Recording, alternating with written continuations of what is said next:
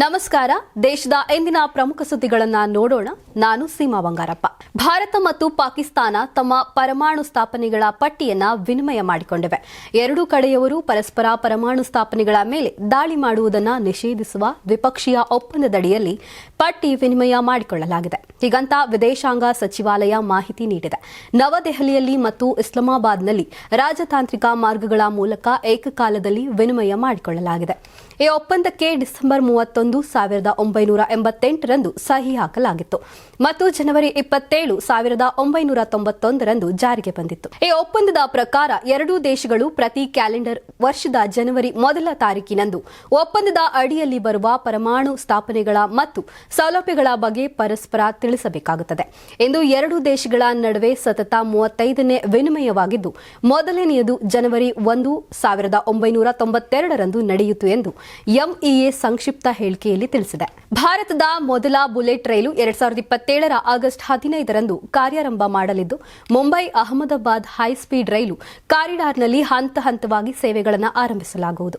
ಹೀಗಂತ ದಿಲ್ಲಿಯ ಸುದ್ದಿಗೋಷ್ಠಿಯಲ್ಲಿ ರೈಲ್ವೆ ಸಚಿವ ಅಶ್ವಿನ್ ವೈಷ್ಣವ್ ಮಾಹಿತಿ ಹಂಚಿಕೊಂಡಿದ್ದಾರೆ. ಮೊದಲು ಸೂರತ್ನಿಂದ ಬಲಿಮೋರಾವರೆಗೆ ರೈಲು ಸಂಚಾರ ಆರಂಭವಾಗಲಿದೆ. ನಂತರ ವ್ಯಾಪಿಯಿಂದ ಸೂರತ್ವರೆಗೆ ರೈಲು ಸಂಚಾರ ಆರಂಭವಾಗಲಿದೆ. ಬಳಿಕ ವ್ಯಾಪಿಯಿಂದ ಅಹಮದಾಬಾದ್ವರೆಗೂ ಮತ್ತು ಥಾಣೆಯಿಂದ ಅಹಮದಾಬಾದ್ವರೆಗೆ ಮತ್ತು ನಂತರ ಮುಂಬೈನಿಂದ ಅಹಮದಾಬಾದ್ವರೆಗೆ ರೈಲು ಸಂಚಾರ ಆರಂಭವಾಗಲಿದೆ.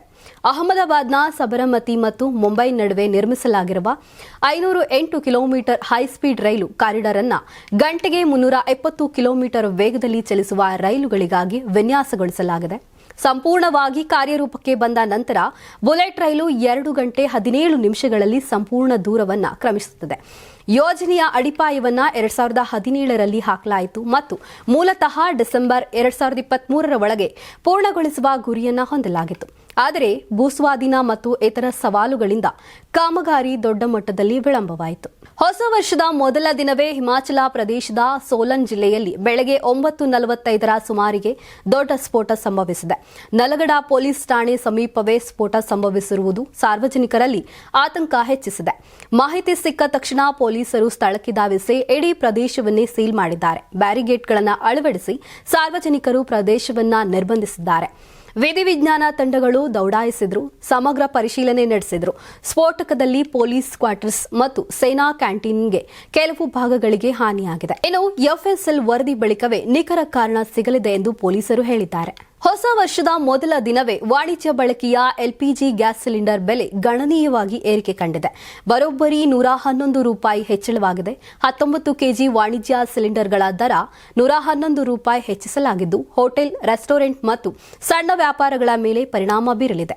ಭಾರತೀಯ ತೈಲ ಕಂಪನಿಗಳಾದ ಇಂಡಿಯನ್ ಆಯಿಲ್ ಕಾರ್ಪೊರೇಷನ್ ನೇತೃತ್ವದಲ್ಲಿ ಪ್ರತಿ ತಿಂಗಳ ಮೊದಲ ದಿನ ಅಂತಾರಾಷ್ಟ್ರೀಯ ತೈಲ ದರಗಳ ಆಧಾರದಲ್ಲಿ ದರ ಪರಿಷ್ಕರಿಸಿದೆ. ದೆಹಲಿಯಲ್ಲಿ ಈ ಹಿಂದೆ ₹1,580.50 ಇದ್ದ 19 ಕೆಜಿ ಸಿಲಿಂಡರ್ ಬೆಲೆ ಈಗ ₹1,691.50 ಆಗಿದೆ. ದೇಶದ ಜನತೆಗೆ ಪ್ರಧಾನಿ ನರೇಂದ್ರ ಮೋದಿ ಹೊಸ ವರ್ಷದ ಶುಭಾಶಯ ಕೋರಿದ್ದಾರೆ. 2026ನೇ ಇಸವಿ ಎಲ್ಲರಿಗೂ ಅದ್ಭುತವಾಗಲಿ, ಸಮಾಜದಲ್ಲಿ ಉತ್ತಮ ಆರೋಗ್ಯ, ಸಮೃದ್ಧಿ, ಯಶಸ್ಸು, ಶಾಂತಿ ಮತ್ತು ಸಂತೋಷ ನೆಲೆಸಲಿ ಎಂದು ಟ್ವೀಟ್ ಮಾಡಿದ್ದಾರೆ. ಇನ್ನು ಕಾಂಗ್ರೆಸ್ ನಾಯಕ ರಾಹುಲ್ ಗಾಂಧಿ ಕೂಡ ಹೊಸ ವರ್ಷದ ಶುಭಾಶಯ ಕೋರಿದ್ದಾರೆ. ದೇಶದ ಜನತೆಗೆ ಸಂತೋಷ, ಆರೋಗ್ಯ, ಆಯಸ್ಸು ಮತ್ತು ಶುಭ ಹಾರೈಸಿದ್ದಾರೆ. ಎಐಸಿಸಿ ಅಧ್ಯಕ್ಷ ಮಲ್ಲಿಕಾರ್ಜುನ್ ಖರ್ಗೆ ಕೂಡ ದೇಶದ ನಾಗರಿಕರಿಗೆಲ್ಲರಿಗೂ ಶುಭಾಶಯಗಳನ್ನು ತಿಳಿಸುತ್ತೇನೆ ಎಂದು ಟ್ವೀಟ್ ಮಾಡಿದ್ದಾರೆ. ಈ ವರ್ಷ ದುರ್ಬಲರ ಹಕ್ಕುಗಳನ್ನು ರಕ್ಷಿಸಲು ಸಾಮೂಹಿಕ ಚಳವಳಿಯನ್ನ ಮಾಡೋಣ, ಒಟ್ಟಾಗಿ ನಮ್ಮ ಸಂವಿಧಾನ ಮತ್ತು ಪ್ರಜಾಪ್ರಭುತ್ವ ಮೌಲ್ಯಗಳನ್ನು ರಕ್ಷಿಸೋಣ, ನಾಗರಿಕರನ್ನ ಸಬಲೀಕರಣಗೊಳಿಸೋಣ ಮತ್ತು ಸಮಾಜದಲ್ಲಿ ಸಾಮರಸ್ಯವನ್ನು ಬಲಪಡಿಸೋಣ ಎಂದು ಪೋಸ್ಟ್ ಮಾಡಿದ್ದಾರೆ. ಶಬರಿಮಲೆಯಲ್ಲಿ ದೇಗುಲದಲ್ಲಿ ಚಿನ್ನ ನಾಪತ್ತೆ ಪ್ರಕರಣ ಸಂಬಂಧ ಕೊಲ್ಲಂ ವಿಜಿಲೆನ್ಸ್ ನ್ಯಾಯಾಲಯಕ್ಕೆ ವಿಶೇಷ ತನಿಖಾ ತಂಡ ವರದಿ ಸಲ್ಲಿಸಿದೆ. ಗರ್ಭಗುಡಿಯ ಬಾಗಿಲಿನಲ್ಲಿರುವ ದ್ವಾರಪಾಲಕರಾದ ಶಿವ ಮತ್ತು ವಯ್ಯಾಲಿ ರೂಪದ ವಿಗ್ರಹಗಳಲ್ಲಿ ಚಿನ್ನ ನಾಪತ್ತೆಯಾಗಿದೆ ಎಂದು ವರದಿಯಲ್ಲಿ ಉಲ್ಲೇಖಿಸಿದೆ.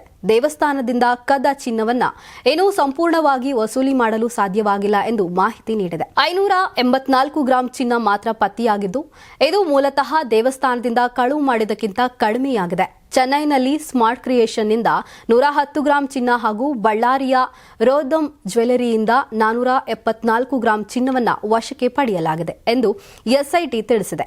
2 ಜ್ಯುವೆಲರಿಗಳಿಂದ ವಶಕ್ಕೆ ಪಡೆದುಕೊಂಡ ಚಿನ್ನವನ್ನು ಪರೀಕ್ಷೆಗಾಗಿ ವಿಎಸ್ಎಸ್ಸಿಗೆ ಕಳುಹಿಸಲಾಗಿದೆ ಎಂದು ಮಾಹಿತಿ ನೀಡಿದೆ. 2025ರ ಡಿಸೆಂಬರ್ನಲ್ಲಿ ತೆಲಂಗಾಣ ರಾಜ್ಯ ಮದ್ಯ ಮಾರಾಟದಲ್ಲಿ ಗರಿಷ್ಠ ಮಟ್ಟ ತಲುಪಿದೆ.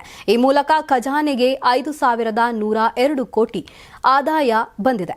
ಇದು ಸಾಮಾನ್ಯ ಮಾಸಿಕ ಸರಾಸರಿಗಿಂತ ಭಾರೀ ಜಿಗಿತ ಕಂಡಿದೆ. ಡಿಸೆಂಬರ್ 31ರಂದು ಮದ್ಯ ಮಾರಾಟದಿಂದ 352 ಕೋಟಿ ರೂಪಾಯಿ ಆದಾಯ ಬಂದಿದೆ.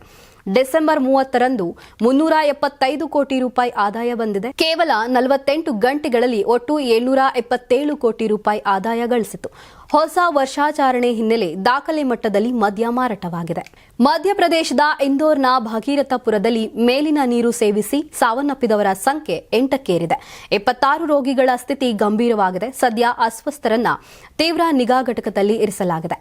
ಡಿಸೆಂಬರ್ 25ರಂದು ಭಗೀರಥಪುರದ ನಿವಾಸಿಗಳು ಕುಡಿಯುವ ನೀರಿನಲ್ಲಿ ವಿಚಿತ್ರ ವಾಸನೆ ಬರುತ್ತಿರುವುದಾಗಿ ದೂರು ನೀಡಿದ್ರು. ಆದರೆ ಅಧಿಕಾರಿಗಳು ಕ್ರಮ ಕೈಗೊಳ್ಳುವಷ್ಟರಲ್ಲಿ ಪರಿಸ್ಥಿತಿ ವಿಕೋಪಕ್ಕೆ ಹೋಗಿತ್ತು.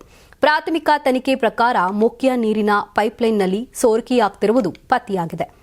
ಆ ಪೈಪ್ಲೈನ್ ಶೌಚಾಲಯವೊಂದರ ಕೆಳಭಾಗಕ್ಕೆ ಹಾದು ಹೋಗಿತ್ತು.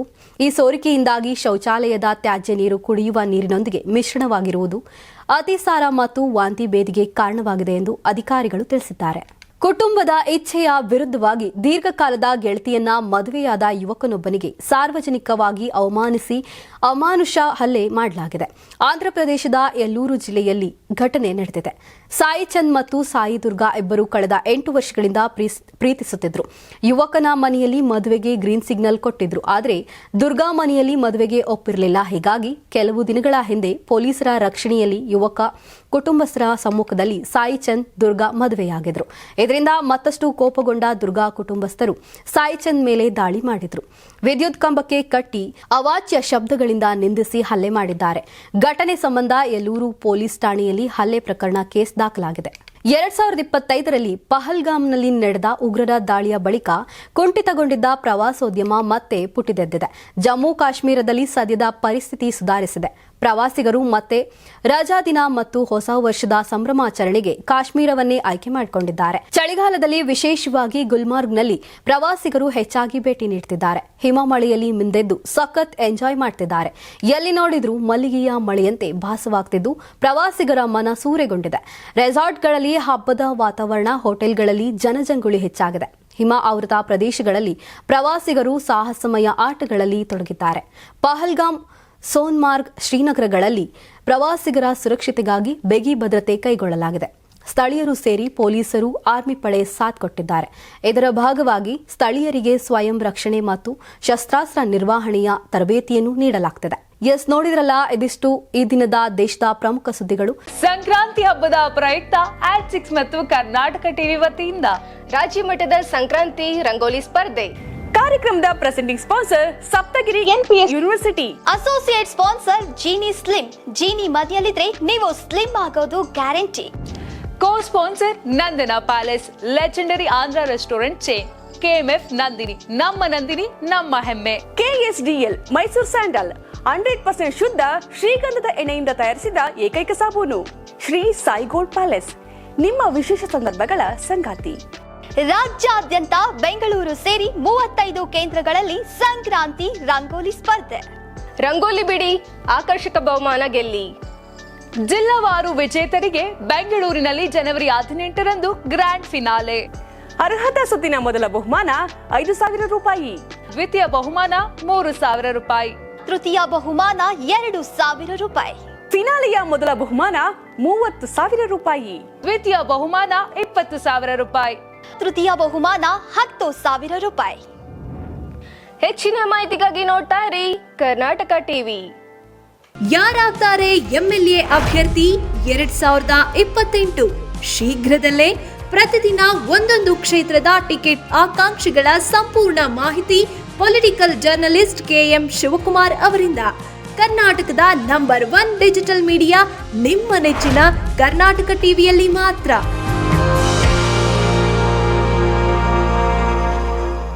ನೀವು ಸಣ್ಣ ಆಗ್ಬೇಕಲ್ವಾ, ಅದು ಒಂದು ಉತ್ತಮ ಆಹಾರದಿಂದ ಸಣ್ಣ ಆಗ್ಬೇಕಲ್ವಾ. ಪ್ರತಿದಿನ ನಮ್ಮ ಜೀನಿ ಸ್ಲಿಮ್ ನ ಯೂಸ್ ಮಾಡಿ ಯಾವುದೇ ಸೈಡ್ ಎಫೆಕ್ಟ್ ಇಲ್ದಂಗೆ ನೀವು ಸಣ್ಣ ಆಗ್ತೀರಾ.